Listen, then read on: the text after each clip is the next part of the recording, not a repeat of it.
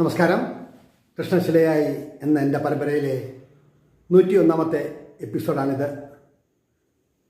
പ്രശസ്ത കവി ഡി വിനയേന്ദ്രനെ കുറിച്ചിട്ടാണ് ഇത്തരണത്തിൽ ഞാൻ നിങ്ങളോട് പറയുന്നത്.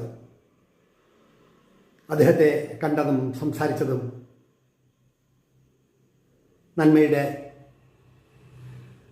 മൂർത്തിഭാവമായ അദ്ദേഹവുമായിട്ടുള്ള കൂടിക്കാഴ്ച എൻ്റെ മനസ്സിലുണ്ടാക്കിയ ചലനങ്ങളും മറ്റുമാണ് ഇത്തരണത്തിൽ നിങ്ങളോട് പറയാൻ ഉദ്ദേശിക്കുന്നത്.